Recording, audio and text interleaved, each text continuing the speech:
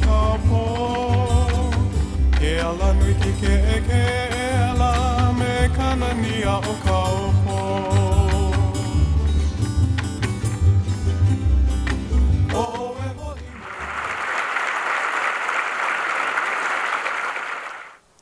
One of the things that the Hawaiians have taught me in the time I've been here is that we cannot achieve our dreams unless we have energy. Energy is in the ha, the breath. The word aloha is not just hello, goodbye, peace, love. It means I give you my very best, my life, my breath, my energy. Please say that with me. Aloha. A little louder, please. Beautiful. Many years ago, in Hawaii, there lived a young man. He had a dream of becoming a great leader, but he was not of the elite, the royalty. And people said, you can't become a great leader. But one night, he had this dream. The gods came to him and said, you will be a great leader if you believe you can, if you do everything possible. And so he met with the elders in the community, and he started using his ha, his breath, to work out, to energize his body. Ha, ha, ha. He had to prove to himself and to others that he had what it took to become a great leader. There was this contest being held in Hilo on the Big Island. The Naha stone is a huge boulder. It was believed that whoever could lift and move that boulder had what it took to become a great leader. The day came, the crowds gathered. One by one, the young warriors walked up and they tried to lift the Naha stone. They could not do it. And then it was this young man's turn. It was amazing to watch him.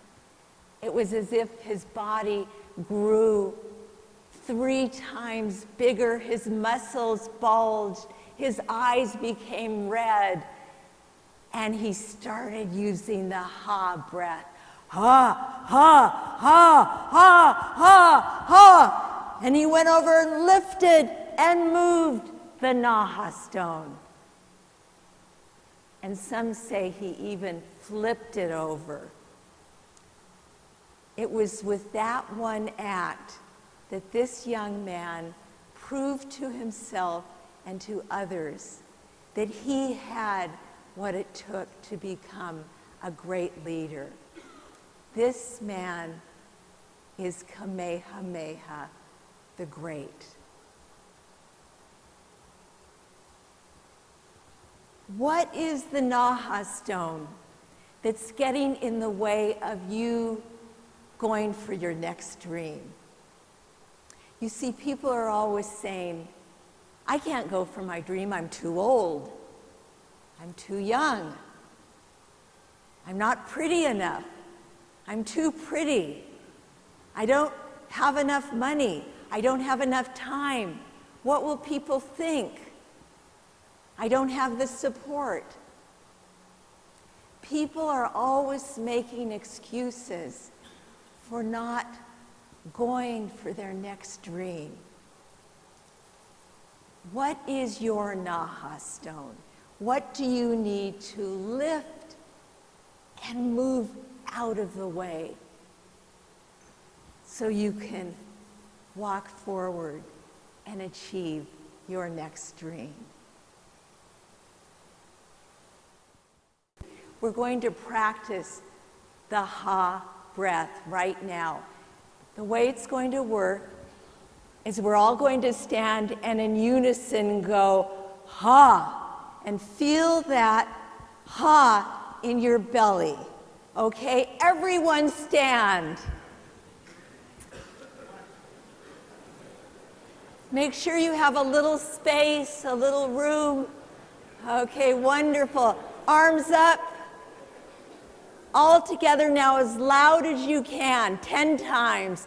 Ha, ha, ha, ha, ha, ha, ha,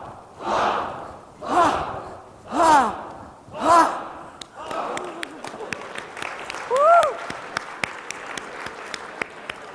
Wow. You may be seated.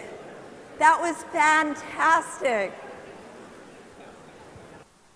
So I mentioned I was going to share some very important communication strategies with you today. If you practice everything that I share, you will have no problem having those gates open, walking through, achieving your next dream. How many of you practice the golden rule? Do unto others as we would have them do unto us. Many of us do. Has that always worked well for you? When I was little, I said, I'm going to practice the golden rule and I'm going to get along with everybody. And it didn't always work that way. When I first got married, a special occasion would come and I would give my husband flowers because I love flowers. One day he said, sweetheart, flowers don't do that much for me. And I said, well, what do you want? He said, a shirt. So I bought him a bright red shirt. I love red, can't you tell? He said, I don't like red. I like blue.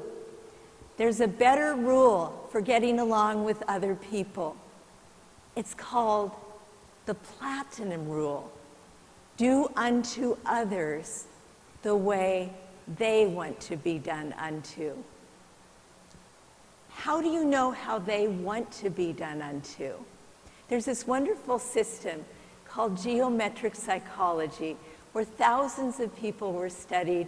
It was determined that each of us is primarily one of 5 personality types represented by geometric shapes. It's very important to know what your personality type is and what someone else's is, because some people get along very well, have you noticed? And others don't. This is a system where you can say, oh, that's the personality, and then know how to approach them. The Q people are the hardest workers. They're very technical, they're organized, they're predictable, they're logical. How do you get along with the cube? You have to do. Triangle people are bottom line oriented. Get to the point, do it now. They have to be right. They're ambitious, they're decisive. The way you get along with the triangle. Then we have rectangle people. They are in a state of transition. They are searching and growing. They want to get outside of their box. They want to try and do things. The way to get along with the rectangle, and then we have the circle people. They are the people persons. They are genuinely interested in others. They're the best listeners, the best communicators.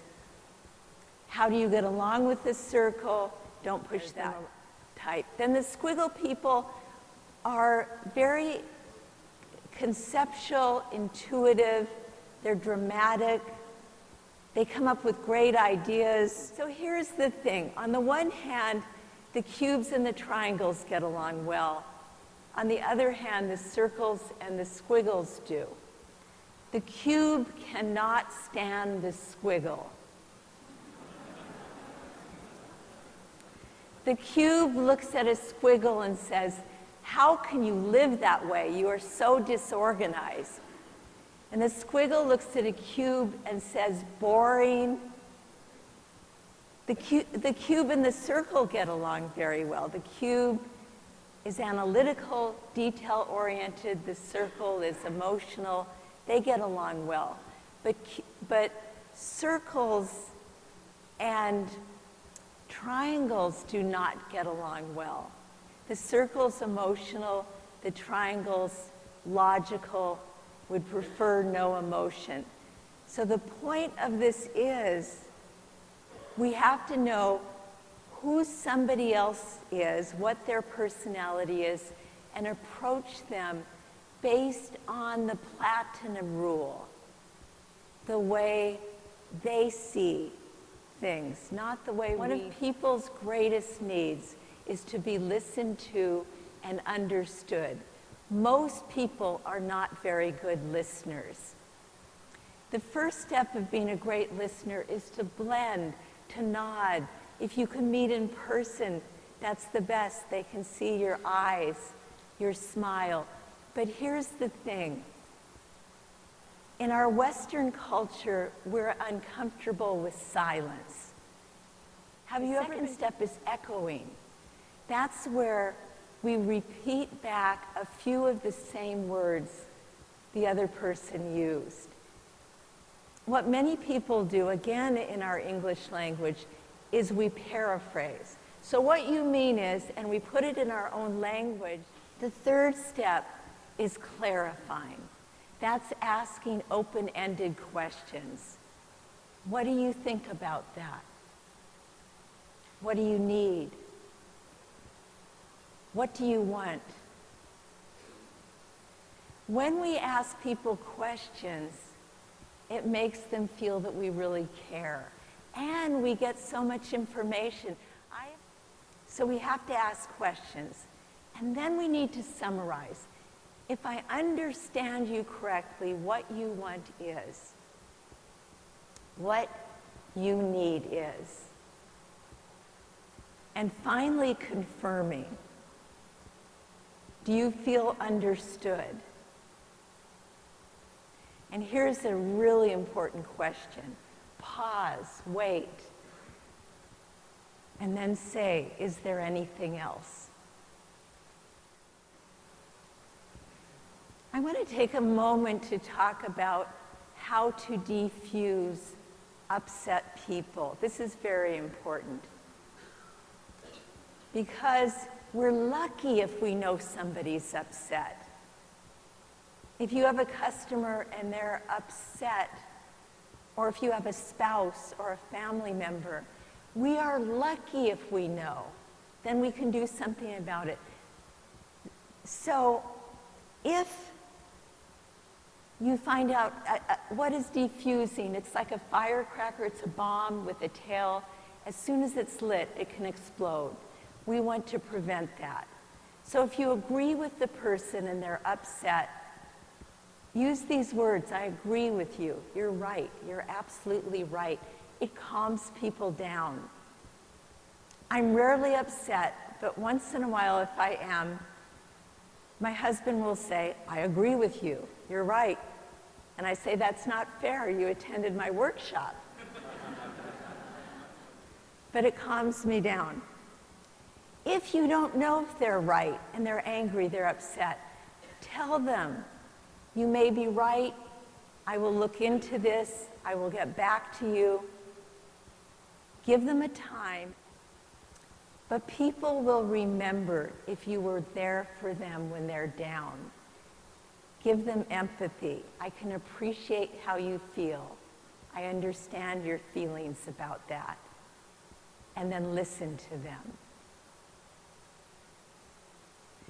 Very important to defuse yourself. Have you ever felt angry? Have you ever said something to somebody that you regretted later? Have you ever sent an email that you said, I wish I didn't send that? The moment you feel that you're upset or angry, disengage, take a walk, take a day off, do the ha breath, yell in your car. Very important that we defuse ourselves. And now we get to what happens when we go through a crisis. in our lives. People are always going through some kind of crisis, a divorce, a loss of a loved one, a health challenge. When we go through a crisis, it's like standing next to Kilauea volcano when suddenly it erupts. It's terrifying, it's scary, it's life-threatening. I have been there when Kilauea erupted, and it was terrifying. After the eruption, the lava begins to slow down as it flows toward the ocean. After we go through a crisis, a loss of a loved one, a loss of a person, a pet, a divorce, we finally get used to it. Just like this lava that slows down as it's moving toward the ocean. But then what happens is the lava becomes hard, dry, cold, lifeless. This is where many people get stuck. I have a friend, 30 years ago, when we ask what's good about this and focus on what it is we want and have gratitude, what we've done is we've planted seeds underneath the hard, cold, dry lava. Miraculously, they begin to sprout and grow and push their way through the lava. And pretty soon, we have these beautiful islands of Hawaii, known as paradise throughout the world. Our lives. It's a beautiful word in the Hawaiian language. Ho'ololi, change. Ho'ololi. Would you say that with me? Ho'ololi, beautiful. Embrace the change. Just as the ocean embraces the lava as it flows into the sea, we must embrace change. Because change is inevitable, it's happening. Things always are changing. We have choices about change. When we react to change, we're unconscious, we're not in control. If we're fearful or resistant to change, the change controls us. When we respond to change, we have more power and control, and we can consciously choose how we respond and choose what our responses are going to be. And now it's your turn.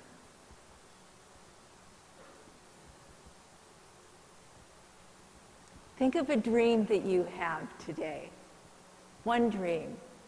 The first step is to know your dream.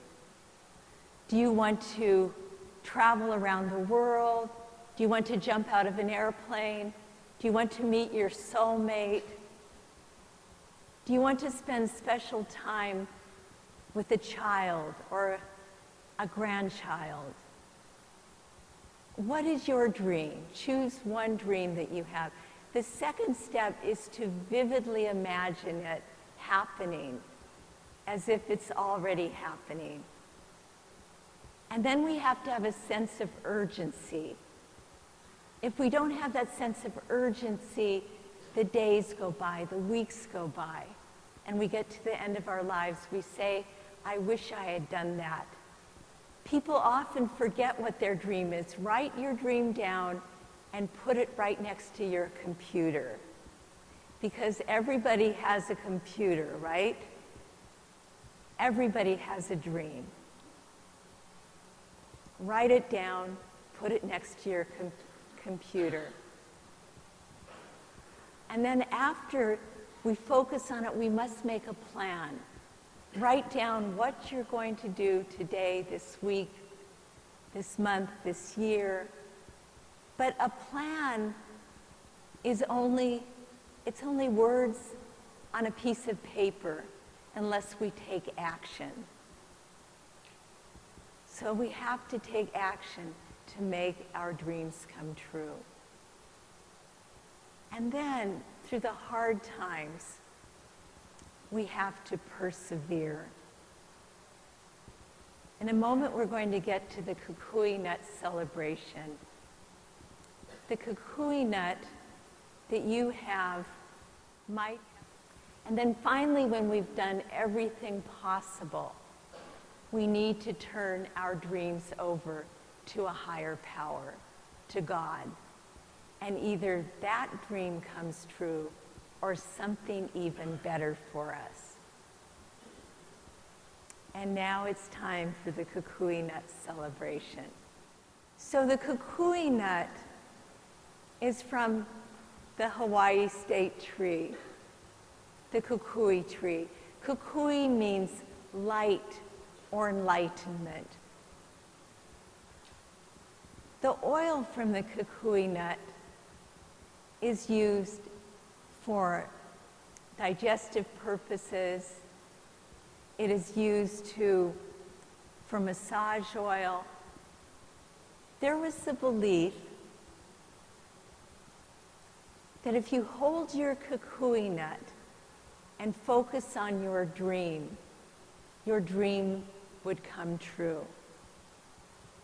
And I've heard this happen for so many people that it's a focal point, a reminder. One man, and so let's take your kukui nut now. Close your eyes. Think of the dream that you have. Imagine that you are walking along a path toward your dream. Where is your path? Where are you when your dream comes true?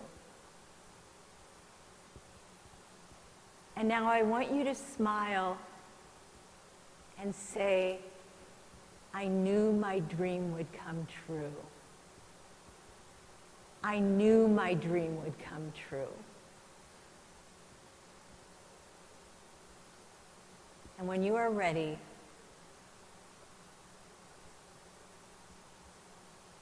you may open your eyes.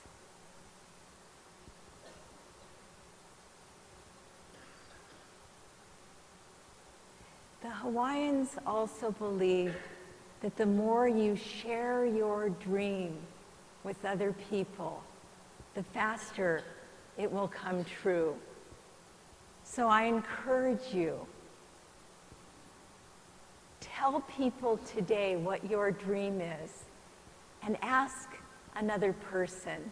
Ask them, what is your dream?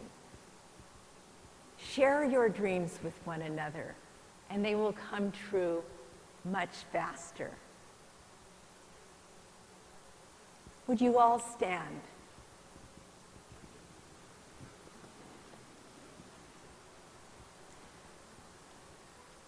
What we're going to do now is raise our hands high and say 5 times as loud as you can, my dream will come true. Here we go.